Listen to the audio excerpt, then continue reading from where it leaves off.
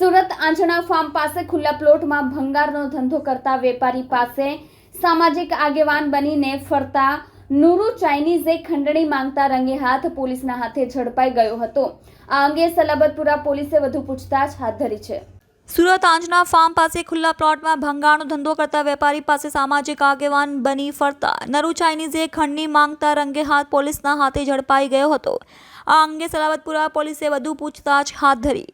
Zone 2ના DSP ભગીરથ ગઢવીએ વધુ માહિતી અપાતા કહ્યું કે આંજણા ફાર્મ નજીક HCT રૂની બાજુમાં આવેલા ખુલ્લા પ્લોટમાં ભંગારનો ધંધો કરતા હતા, ત્યારે સામાજિક આગેવાન બની ફરતા નરુ ચાઇનીઝે અહીં ગેરકાયદેસર ધંધો કરતા છો કહી સુરત મહાનગરપાલિકાના દબાણ ખાતામાં ફરિયાદ કરી હતી, જે ફરિયાદ બાદ મનપાના દબાણ ખાતા દ્વારા દબાણો દૂર કરાયા હતા અને ત્યારબાદ ફરી તે જગ્યા પર મનપાની મંજૂરી મેળવી ભંગારના વેપારી ફારૂક સફીઉદ્દીન શેખે ભંગારનો ધંધો શરૂ કર્યો હતો। ત્યારે આરોપીનું ચાઇનીઝ ભંગારના વેપારીએ કહ્યું 10 લાખ રૂપિયા આપ અને દર મહિને 20,000 નહીં આપે તો મનપામાં ફરી ફરિયાદ કરી ધંધો બંધ કરી દઈશું। ત્યારે ગભરાયેલા ભંગારના વેપારીએ પોલીસનો સંપર્ક કર્યો અને 50,000ની ખંડણી આપતા રંગે હાથ ઝડપી પાડ્યો હતો। આ ગુનામાં સાથે નુરી ચાઇનીઝને સાગરિત સાદેર સબાસ અલીની ધરપકડ કરી હતી। ગઈકાલે એક ફરિયાદી અમારે પાસે આવ્યા હતા। ફરિયાદી ફારૂકભાઈ છે, એમણે આવીને એવી ફરિયાદ કરી કે એક વ્યક્તિ નુરુભાઈ શકુરભાઈ શેખ ઉર્ફે નુરુ ચાઇનીઝ અને એનો એક મિત્ર છે સાદિક અલી અબ્બાસ અલી પઠાણ, આ બંને એને પાસે ખંડણી માંગે છે। આ જે ફરિયાદી છે એ પોતે ભંગારનો ધંધો કરે છે ખુલ્લા પ્લોટમાં।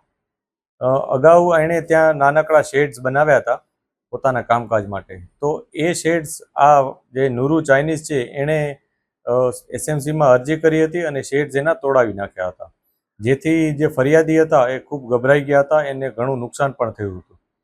પછી એણે આને બ્લેકમેલ કરવાનું શરૂ કર્યું અને એમ કીધું હતું કે તારે અમને 10 લાખ રૂપિયા આપવા પડશે। ફરિયાદીએ આ બાબતે ખૂબ જ એના સાથે રકઝક કરી કે ભાઈ મારી પાસે આવી કોઈ કેપેસિટી નથી, આવી રીતના હું આપી ન શકું, તમે ગેરકાયદેસર માંગણી કરો છો। ત્યારબાદ એણે એને ધમકી આપી હતી કે હું તારી તમામ ધંધો બંધ કરાવી દઈશ। ત્યારબાદ જે ફરિયાદી છે એણે પોતે પરમિશન પણ લઈ લીધી હતી।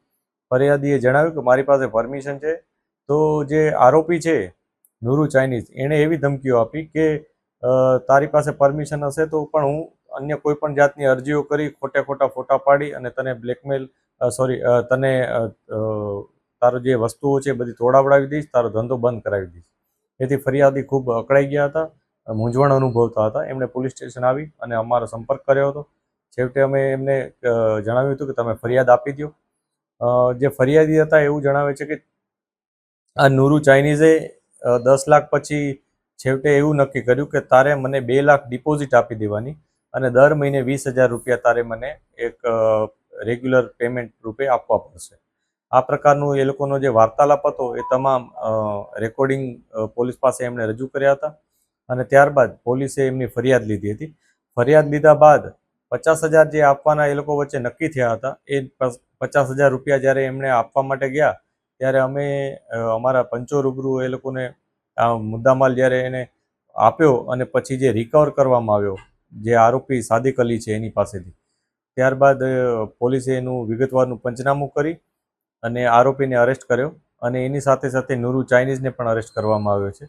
આ નુરુ ચાઇનીઝ અગાઉ કેટલા લોકોને પરેશાન કર્યા છે, આવી રીતના અન્ય કયા લોકો પાસે ખંડણી માંગે છે અથવા ઘણા બધા લોકો પાસે પૈસા લીધા હશે, એ બાબતની અમે તપાસ કરી રહ્યા છીએ।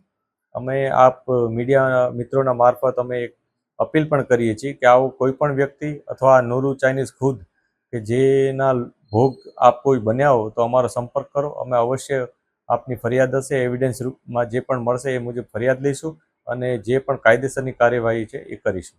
સાહેબ, આરોપી કોણ છે, શું છે, ગુનાહિત ઇતિહાસ અને ખંડણી કેમ માંગતો હતો? જે આરોપી છે એ નુરુ શેખ છે, નુરુ ચાઇનીઝ તરીકે ઓળખાય છે। અગાઉ ચાઇનીઝની પોતાની કોઈ લારી કે એવું હતું એ ચલાવતો હતો, એટલે નુરુ ચાઇનીઝ તરીકે ઓળખાય છે। જે આરોપી છે એ હાલમાં પોતાને સોશિયલ વર્કર તરીકે ઓળખાવે છે અને સાથે સાથે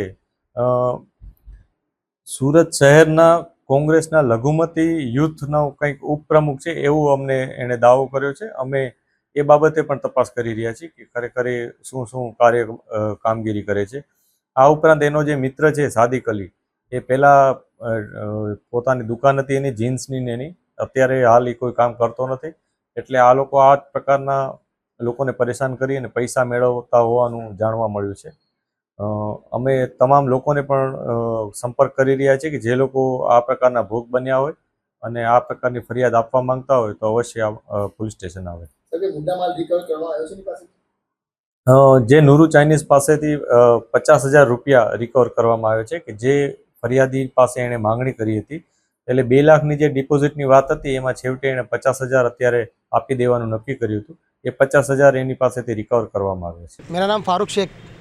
मुझे नूरू भाई चाइनीज़ जो है उमरवाड़े में रहने वाले, उनका फ़ोन मुझे आ रहा था बार बार 1 महीने से कि भाई ये जो तू काम कर रहा है पतरे का शेड बनाकर, ये इलीगल है।